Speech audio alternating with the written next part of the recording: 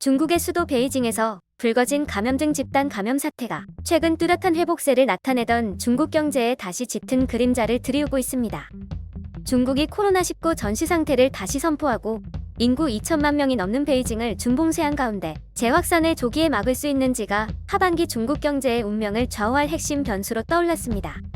17일 중국 정부 발표에 따르면 지난 11일 이후 신파디 도매 시장을 중심으로 집단 감염이 확산하면서 베이징에서 발생한 코로나19 확진 환자는 이미 137명에 달했습니다. 근래 중국에서는 외부 유입 사례를 뺀 내부 발생 사례가 극히 드물었다는 점에서 베이징에서 발생한 집단 감염 사태는 중대한 상황 변화로 평가됩니다.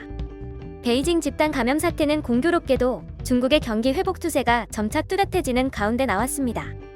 최근 발표된 5월 산업 생산은 작년 동기보다 4.4% 증가했습니다.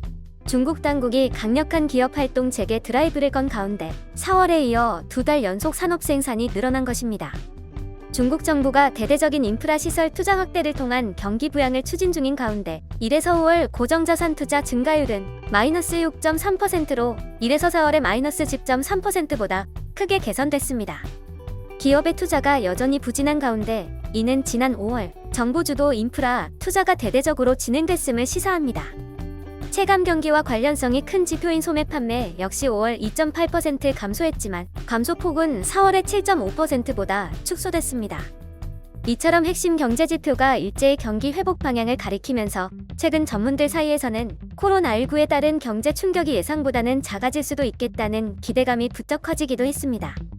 왕타오 UBS 중국 담당 이코노미스트는 16일 펴낸 보고서에서 2분기 실질 국내 총생산 증가율이 0.5에서 1%로 앞서 예상한 마이너스 0.7%보다 좋을 것으로 보인다며 이는 1.5%로 예상했던 올해 GDP 증가율의 상향 가능성을 의미하는 것이라고 밝혔습니다. 청스 공상은행 수석 이코노미스트도 같은 날 보고서에서 2분기와 올해 경제성장률을 각각 3.6%, 2.8%로 전망했습니다. 이런 전망은 지난 4월 나온 국제통화기금의 중국 경제 성장률 전망치인 1.2%를 모두 크게 웃도는 것입니다. 당시보다는 중국 경제 전망이 낙관적으로 변해가고 있는 분위기를 반영한 것으로 볼 수 있습니다. 감염증 확산이 가장 심각했던 올해 1분기 중국은 문화대혁명 마지막 해인 1976년 이후 근 반세기 만에 첫 경제 역성장을 경험했습니다. 이번 사태에 따른 불확실성 탓에 중국은 올해 전인대에서 사상 처음으로 경제성장률 목표를 제시하지 못했습니다. 정치적 상징성이 큰 수도이자 인구 2천만의 경제 핵심 도시 중 하나인 베이징의 재확산 세대는 최근 고개를 든 낙관적인 경제 전망을 약화할 것으로 보입니다. 이미 베이징에서 중고위험 지역으로 지정된 지역의 주택 단지가 강력하게 붕괴되고 재확산 진원지인 신파디 시장을 비롯한 재래시장 수십 곳이 폐쇄됐습니다. 정상적인 생활의 상징인 초, 중, 고교도 이날부터 모조리 문을 닫았습니다. 16일 밤까지 베이징시가 지정한 중고위험 지역은 모두 27곳입니다.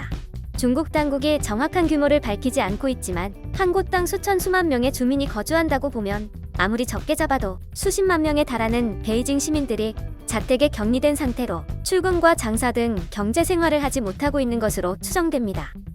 한편 박한진 코트라 중국 본부장은 최근까지 중국 경제 전망에서 잘 고려하지 않던 코로나19가 다시 큰 변수로 떠올랐다며 최근 중국 경제가 뚜렷하게 점진적인 회복세를 나타냈는데 일정 기간 확산 추이를 관측해야 하는 상황이 됐다고 지적했습니다.